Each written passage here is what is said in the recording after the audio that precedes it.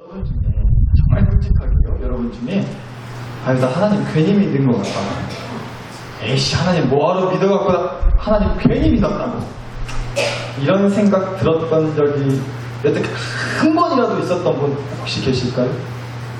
솔직하게 그런 생각을 안 해봐서 손을 안 드시는 건지 그런 생각을 사실 오늘 예배에 드려오기 전까지 했는데 날이 더워갖고 하도 손들기가 귀찮아서 안 되시는 건지 모르겠지만 근데 여러분 진짜 솔직히 한 번도 그런 생각 해본 적 없으세요?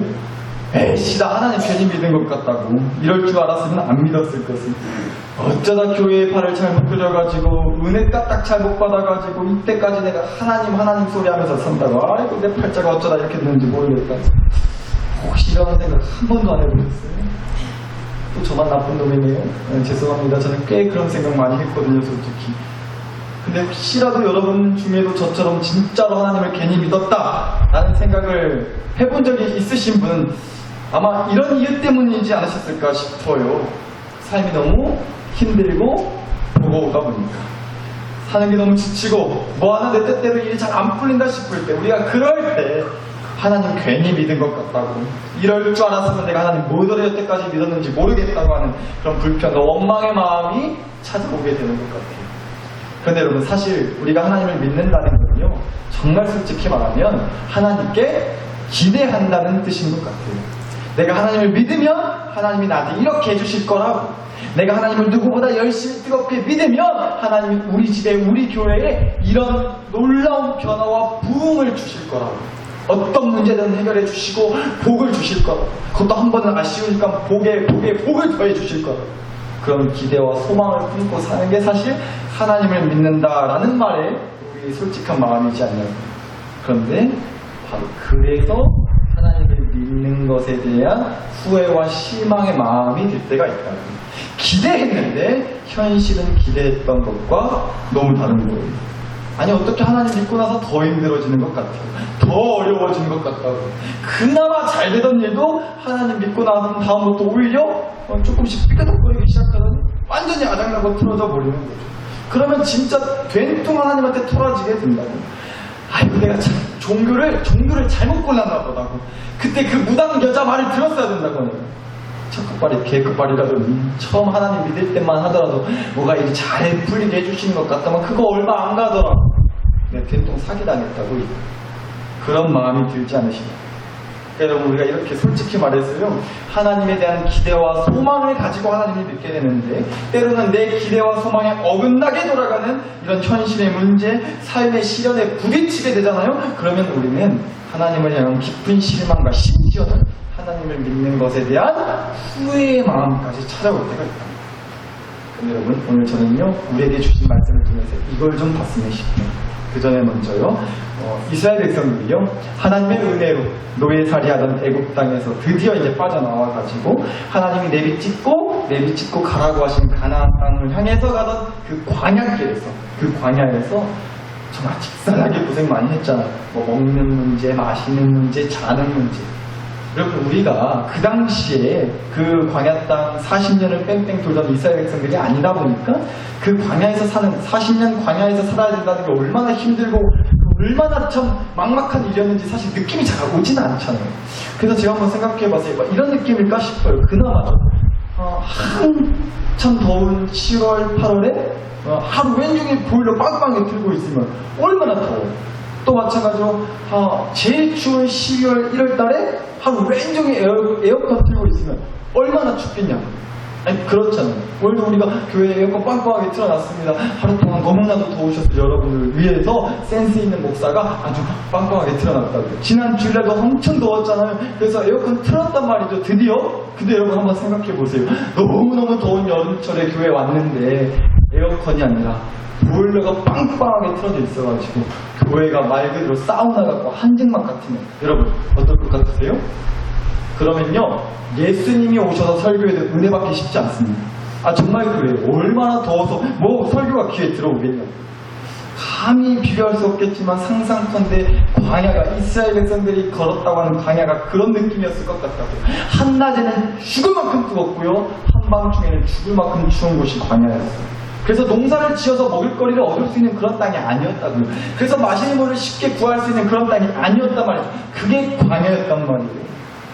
그런 광야를 매일같이 40년 동안 도저히 벗어날 수 없을 것만 같은 어디까지 가야 얼마나 더 가야 끝인지 모르겠는 그 광야 땅을 뺑뺑 돌았던 이스라엘 백성들이 그런 안 좋은 환경, 너무도 힘든 환경 속에 사는 것만으로도 힘들었을 텐데 상황마저도 겪게 되는 상황마저도 만만치 않았다는 겁니다. 말씀 한번 보실게요. 민수기 21장 21절에서 25절 보시면 이스라엘이요 아모리 왕 시온에게 사신을 보내어 이르되 우리에게 당신의 땅을 지나가게 하소서. 우리가 밭에든지 포도원에든지 들어가지 않고 우물물도 마시지 않고 당신의 지형에서 다 빠져나가기까지 왕의 큰 길로 지나가리이다 하나 시온이 아모리 족속의 왕이요 이스라엘이 자기 영토로 지나감을 용납하지 아니하고 이스라엘 백성을 자기의 백성을 다 모아서 이스라엘을 치러 광야로 나와서 야하스에 이르러 이스라엘을 침으로 이스라엘이 칼날로 그들을 쳐서 무찌르고 이스라엘이 이같이 그 모든 성읍을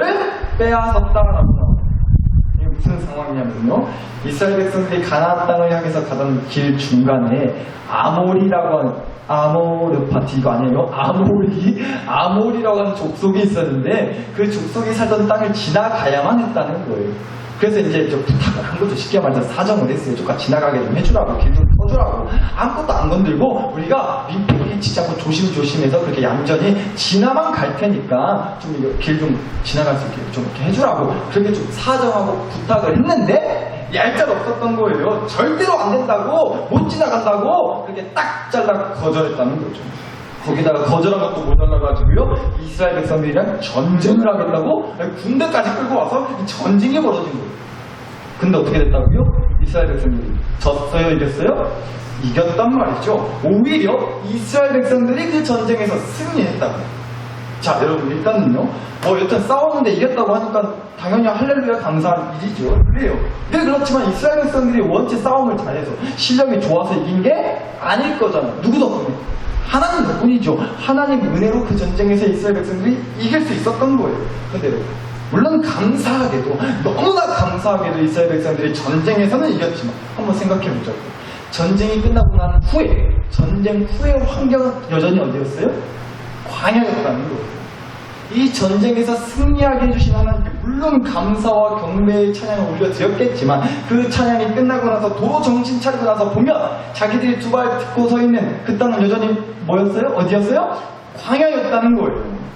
그래서 어저께도 먹었고 그저께도 먹었던, 지난주에도 먹었고 지난달도 먹었던 만나와 메추라기를 또 먹어야 되는 그런 광야라는 환경의 현실이 여전했다는 거죠. 전쟁에 이기고 났으니까, 전쟁에 이겼으니까 그 즉시 바로 가나안 땅으로 뿅 하고 순간이동하게 되는 그런 변화는 없었단 말이죠. 전쟁에 이기긴 했지만 전쟁에 이기긴 했어도 여전히 삶의 현실과 환경은 광야 그대로였다는 거예요. 전쟁 한 번 이겼다고 해서 내 인생이 완전히 송두리째 바뀌고 내 인생의 환경이 완전히 뒤바뀌는 그런 놀라운 반전의 역사는 펼쳐지지 않았다는 거죠. 여전히 광야는 광야였다는 거예요. 근데 여러분, 우리 인생도 그렇지 않나 싶어요. 여러분, 만약에, 정말 만약에요, 여러분이 로또 1등에 당첨이 돼가지고 10억을 받았어요. 하루아침에 10억 부자가 되신 거예요. 제가 이런 얘기 하도 자주 해가지고 10억은 간에 기별도 안 난다고 놀랍지도 않다고 하실 것 같은데 그래도 한번 기분 좋은 상상 한번 해보시죠. 하루아침에 로또 1등 돼가지고 10억 부자 되셨어요. 너무 행복하겠죠. 너무 신나고 좋겠죠. 참말로 하나님 살아계시다고, 나 믿었다고, 하나님 언젠가 한번 역사해 주실 거라고, 대박 터뜨리게 해주실 거라고, 나 여태까지 찰떡같이 그렇게 믿었다고. 역시 우리 교회 목사님 기도발이 끝장난다고. 여러분 꼭 알아주시기 바랍니다. 혹시라도 진짜로 로또 1등 되셔서 10억 타시면 거기 한 10,000원어치 제 지분은 있습니다. 제가 열심히 기도한단 말이에요, 참말로. 그러니까 뭐 많은 거 안 받을 테니까 싹 듣지 마시고 10,000원짜리 냉면 한 그릇만 좀 사주세요. 아셨죠? 그것도 아깝다는 표정 들으시네, 참말로. 여튼간에 만약에 그러면 얼마나 행복하겠어요. 상상만 해도 너무너무 좋잖아요. 그런데 죄송합니다. 또 한 번 상상해 볼게요. 그런데 여러분이 만약에 빚이, 갖고 있는 빚이, 갚아야 될 빚이 한 100억이 있다고 생각해 보세요. 로또 1등 10억 됐어요. 근데 갚아야 될 빚이 100억이 있는 거예요. 빚이 한 200억씩은 있으신가 봐. 놀라질 않으셨죠? 누나나 깜짝 안 하시는데, 여러분, 만약에 여러분이 갖고 있는 갚아야 되는 빚이 100억이 있어요. 그런데 로또 1등에서 10억 탔어요. 그럼 좋기는 하겠지만, 그 10억이 그까지 큰 내 인생에 어떤 변화를 가져다 줄까요? 물론, 다행히도 100억 갚아야 되는데 10억은 갚을 돈 생겼으니까 좋기는 한데, 여전히 빚이 얼마 남았어요? 90억 남았잖아요. 여전히 갚아야 될 빚은 남아있단 말이에요. 여전히 헤쳐나가야 될 삶의 문제와 어려움과 그 숙제는 여전하다는 거죠. 내 인생에 그렇다는 큰 극적인 반전과 변화는 딱히 없다는 거예요. 좋은 일 한 번 있었던 것 뿐이지. 무슨 얘기냐, 여러분. 우리가 하나님 믿고 나서요. 사실 그래요. 솔직히 양심껏 뭐 맨날 안 좋은 일만 있었던 건 아니잖아요. 그렇다고 해서. 하나님 믿고 나서 생각해보면 그때 감사했던 거, 그때 그렇게 도와주셨던 거, 그때도 한두 번은 있으셨잖아요. 양심껏 솔직히 아무리 없다, 물론 많지는 않았지만 그래도 몇 번은 있으셨잖아요. 하나님 덕분에 본 거. 그런데 여러분 어때요? 그 좋았던 일, 그 감사했던 은혜 한두 번 있었다고 해서 여러분 인생의 환경이, 여러분 가정의 형편이 놀라게 바뀌고 달라진 거 아니잖아요. 솔직히 하나님이 그 기도 들어주셨다고 해서 문제 해결됐을 때 물론 그 순간은 너무나 좋았고 감사했고 하나님 참말로 살아계시다고 감동의 눈물을 흘리면서 우리가 좋아도 하긴 했지만, 다시 정신 차리고 보니 내가 살아가야 되는 현실은 여전히 광야이지 않나요? 그 좋은 일, 그 문제 해결 한 번 있었다고 해서 내 인생의 광야가 끝나는 게 아니라, 내가 광야에서 가나안 땅으로 천국으로 뿅 하고 순간이동하게 되는 게 아니라, 그 좋은 일, 그 문제 해결 한 번 있고 난 다음에도 여전히 내 삶의 환경이 광야라는 건 변함이 없단 말이에요. 마치 로또 1등 됐어도 여전히 갚아야 될 빚이 남아있는 것처럼 말이죠. 이스라엘 백성들도 그랬다는 거예요. 아모리 족속이랑 대판 싸우고 나서요, 하나님 덕분에 전쟁에서 승리하긴 했지만 여전히 이스라엘 백성은요 광야에 쭉 살아야 했다고. 그래서 또 반복해서 이런 일을 겪게 돼요. 이어지는 민수기 21장 33절 한번 말씀 보실게요. 그들이 돌이켜, 이스라엘 백성들이 돌이켜 이번엔 바산길로 올라가네. 바산왕 오기 그의 백성을 다 거느리고 나와서 그들을 맞아 에드레이에서 싸우려 하는지라. 여호와께서 모세에게 이르시되 그를 두려워하지 말라. 내가 그와 그의 백성과 그의 땅을 너의 손에 넘겼나니 너는 헤스본에 거주하던 아모리인의 왕 시온에게 행한 것 같이 그에게도 바산 왕에게도 행할지니라. 이에 그와 그의 아들들과 그의 백성을 다 쳐서 한 사람도 남기지 아니하고 그의 땅을 점령하였더라 라고 나옵니다. 광야 땅을 걸어가면서요, 이스라엘 백성들이 한 번은 아모리아라고 하는 그 족속과 전쟁에서 이겼는데, 이번에는 또다시 다른 나라랑 싸움을 하게 된 거예요. 이번에는 바산이라고 하는 그런 족속이랑 전쟁을 하게 됐어요. 물론 말씀 보셨지만 이번에도 역시나 하나님의 은혜와 도우심 덕분에 전쟁에서 이겼다 졌다? 이겼어요. 승리했다고요. 맞아요. 당연히 감사한 일이죠. 하나님의 크신 은혜 맞다고요. 역시 하나님은 참말로 살아 계십니다. 그런데 보자. 광야라는 환경에서 그 광야길 걷는 것만으로도 매일같이 힘들고 지치고 죽겠다 싶었을 텐데, 또 이렇게 다시 반복해서 뭔가 전쟁까지 해야 되는 상황이 펼쳐졌다는 겁니다. 이게 끝이 아니에요. 한 군데만 더 보실게요. 역시나 민수기 말씀인데요. 이어지는 민수기 31장입니다. 그들이 여호와께서 모세에게 명령하신 대로 이번에는요, 미디안을 쳐서 남자를 다 죽였고 그 죽인 자 외에 미디안의 5 왕을 죽였으니 이스라엘 자손이 미디안의 부녀들과 그들의 아이들을 사로잡고 그들의 가축과 양떼와 재물을 다 탈취하고 그들이 거처하는 성읍들과 총량을 다 불사르고 탈취한 것, 노력한 것, 사람과 짐승을 다 빼앗았다. 아모리 족속, 바산 족속, 그리고 이번에는 미디안 족속이라고 하는 데랑 이스라엘 백성들이 전쟁을 하게 됩니다. 어떻게 됐을까요? 저는 성경 말씀이 안 나온 건 안 여쭤봐요. 우리가 말씀 봤잖아요. 전쟁에서 이스라엘 백성들이 이겼어요, 졌어요? 이겼단 말이에요. 누구 덕분에? 하나님 덕분에죠. 이번에도 역시나 이스라엘 백성들이 승리했어요. 승리했다고요. 전쟁만 했다면요, 이스라엘 백성들은 하나님 덕분에 승리해요. 근데 솔직히 이거 들어보세요. 전쟁에서 이겼다고 하니까, 하나님 덕분에 이겼다고 하니까 이거 부러우신가요? 좋아 보이세요? 저는 솔직히 하나도 안 부럽더라고요. 하나도 안 좋아 보이더라고요, 솔직히 저는. 왜요? 여러분, 알겠어요. 감사한 일이죠? 하나님 덕분에 전쟁에서 이겼어요. 그런데 전쟁에서 이기고 나면요, 그렇지 않을까요? 전쟁에서 이기고 난 다음에만 기분 좋은 거 아닌가요? 무슨 얘기냐면요, 전쟁을 하기 전까지는 얼마나 두렵고 떨리고 무섭겠냐고요. 전쟁을 하는 중에는 얼마나 떨리고 무서웠겠냐고요. 까딱 잘못하면 죽는 거예요. 전쟁이라는 거. 그러니까 전쟁을 한 것 자체를 반기고 기뻐할 사람이 누가 있겠냐. 물론 하나님의 은혜로 승리가 보장된 전쟁이라 할지라도 될 수 있으면 전쟁을 안 하는 게 더 은혜인 거지 않냐는 겁니다. 아이고 전쟁 나간다고 안 그래도 그냥 왼종일 광야 걷느라고 온몸이 찌뿌둥하고 심심해 죽겠는데 잘 됐다고 그냥 지금 나라는 거에 얘기하더니 누가 더 사람 많이 죽여먹는지 대가리 잘라가지고 누가 더 많이 잡아왔는지 한번 우리 내기하자. 사이코패스도 아니고 싸움이라고 환장하고 달려드는 사람이 아니니까 전쟁하는 걸 누가 좋아하겠냐고. 아무리 승리가 보장된 전쟁이라 하더라고요. 여러분 아직 뭐 긴장하려면 아직 멀었죠? 근데 혹시 긴장하는 날이 하루빨리 오기를 간절히 바라고 그날이 너무나 기대되고 설레서 벌써부터 밤잠 설치고 그러신 분 계세요? 이따 우리 끝나고 또 기도할 건데 기도 시간에 주석히 김장하는 날이 하루빨리 오게 하여 주시옵소서. 김장하고 싶어 미쳐버리겠습니다. 주님 하루빨리 김장하는 날이 오게 하여 주시옵소서. 이따 그러고 기도하실 거예요. 없으시죠? 아니 당연히 말도 안 되는 소리잖아요. 여러분 김장 다 끝나고 나면 어때요? 홀가분하시죠? 아니 속이 다 시원하시죠? 아이고 드디어 끝났다. 아 이제 한 1년 동안은 김장 걱정은 안 해도 되겠다. 김장 끝나고 나면 홀가분하시잖아요. 속이 다 시원하잖아요. 큰일 치렀으니까. 그런데 그 김장 끝나고 나서 느껴지는 홀가분함, 속 시원함이 너무 좋아서 그래서 김장하는 게 기다려지고 기대하게 되고 나 마음이 설렌다고 그러지가 않는 거잖아요. 마치 그런 거라고요. 기본적으로 이스라엘 백성들은 광야에 있었단 말이에요. 이미 그것만으로도 직살나기 힘들고 이미 죽일 만큼 정말 지쳐있는 상황이었단 말이에요.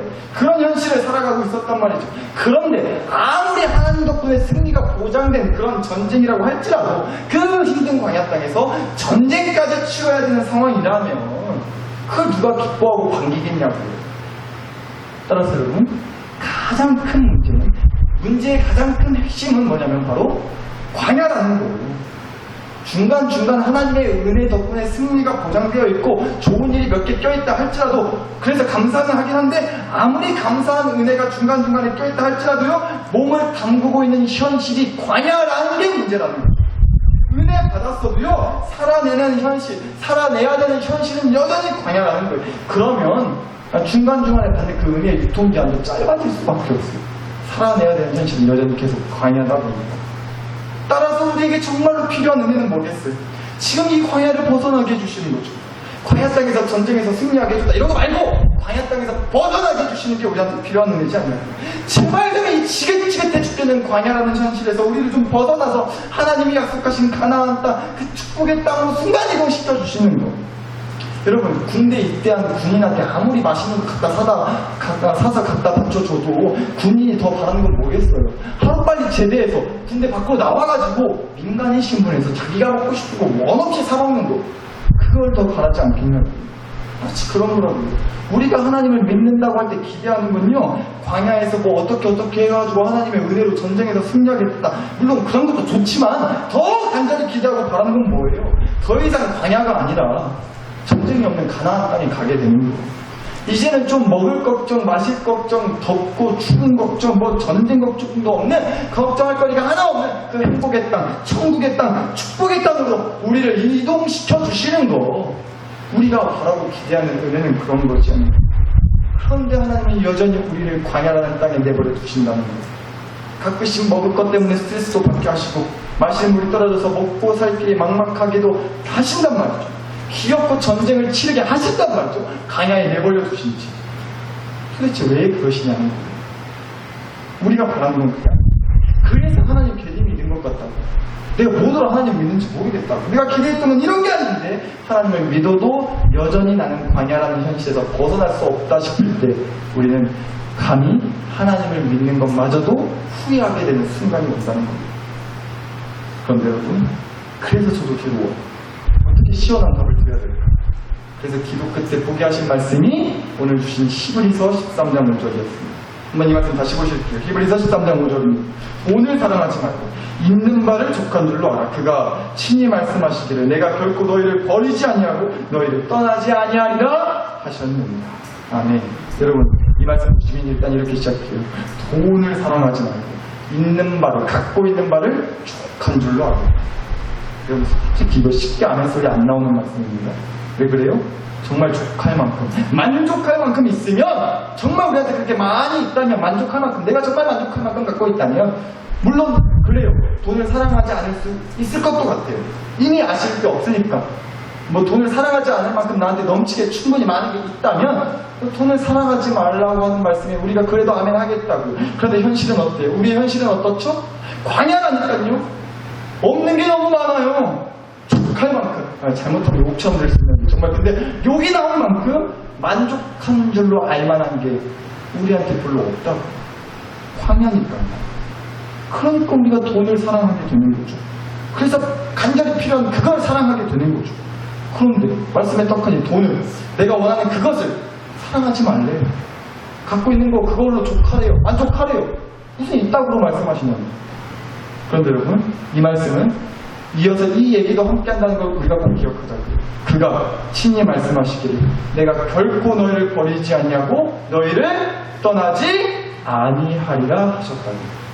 하나님이요 광야 땅에서 전쟁도 겪게 하시고 또 전쟁을 이기게도 하시면서 기어코 그렇게 우리를 광야 땅에 내버려 두시는 이유가 우리가 기대하는 건 광야 땅에서 완전히 탈출하는 건데 그럼에도 광야 땅을 계속해서 힘들게 걷고 또 걷게 하시는 그 이유가 여러분 아무리 생각해봐도 결국은 이거 같아요. 그 이유는 바로 하나님은요 우리를 광야에서 탈출시켜주려고 계신 신이 아니라 하나님은 광야에서도 우리를 버리지 않으시고 떠나지 않으신다는 걸 알려주시는 분이라는 거예요. 여러분 지난 주일 예배 때 예배 마지막 찬양으로 불렀던 복음성가 찬송 혹시 기억하세요? 기억하지 마세요. 그래야 알려드리니까 이런 찬양 마지막으로 했어요. 사랑합니다. 나 여기 있습니다. 이 찬양은 일단 먼저 우리의 고백으로 시작해요. 사랑합니다. 나의 예수님 사랑합니다. 아주 많이요. 우리의 고백으로 먼저 시작합니다. 그런데 여러분 정말 솔직히 예수님한테 늘 사랑한다 고백이 나오세요? 저는 솔직히 안 들었어요. 기대한 대로 안 해주시면 하나님한테 된통 심통이 나서 도저히 사랑합니다 소리가 잘 안 나오더라고요 솔직히. 근데 우리가 그럼에도 이것을 깨닫게 될 때, 이게 믿어질 때 하나님께 사랑의 고백을 할 수 있게 되는 것 같아요. 어떤 깨달음, 어떤 믿음이냐면요. 바로 이런 깨달음, 이런 믿음. 사랑한다 아들아 사랑한다 내 딸아 내가 너를 잘 아노라. 여러분 이게 깨달아지고 이게 믿어질 때 우리의 마음에서 진심으로 사랑의 고백이 터져 나올 수가 있다고 저는 믿어요. 어차피 이 땅은 광야입니다. 하나님이 우리에게 내비찍어 주신 가나안 땅, 그 천국 땅에 들어가기 전까지 이 땅에 사는 모든 시간은 광야를 걷는 시간일 수밖에 없습니다. 중간중간 한두 번의 감사한 은혜가 있을 수도 있겠지만 그보다 훨씬 더 많은 광야에서의 아픔, 눈물, 서러움, 외로움, 전쟁 있을 수밖에 없어요. 그런데 하나님은 아신다는 거예요. 절대로 우리가 홀로 이 광야를 걸어갈 수 없다는 것을. 그래서 하나님은 기어코 이 광야 땅에서 우리를 떠나거나 버리지 않으시고 기꺼이 함께 걸어가 주시기로 한 거라고요. 왜요? 우리를 사랑하셔서. 이 사랑이 깨달아지고 믿어질 때 우리의 입술에서 광야이지만 하나님을 사랑한다고 고백할 수가 있게 되는 거라고요. 따라서 이 시간 우리가 함께 이렇게 기도했으면 좋겠습니다. 하나님, 광야의 현실이 너무나 버겁습니다. 정말 너무 힘이 듭니다. 지치고 막막합니다. 그러니 이 연약한 자의 눈을 열어주셔서 이 광야에서 함께 걸어가 주시는 하나님을 바라보게 하여 주시옵소서. 천국 땅 밟기 전까지는, 내가 천국 땅 밟기 전까지는 광야 땅이 계속되는 거라면 이 광야 땅을 나와 우리 집과 우리 자녀들과 우리 교회를 떠나지 않으시고 버리지 않으시고 날마다 함께 해주시는 그 하나님과 함께 걸어서 꿋꿋이 이 광야에서 버티고 버티고 살아냈다는 그 간증의 주인공이 내가 되게 하여 주시옵소서. 우리 집이 그 간증을, 우리 교회가 그런 간증을 남기는 교회가 되게 하여 주시옵소서. 우리 다 함께 시간 주여 한번 간절히 부르짖고 이 기도 하나님께 올려드리도록 하겠습니다. 주여 부르고 기도합니다. 주여.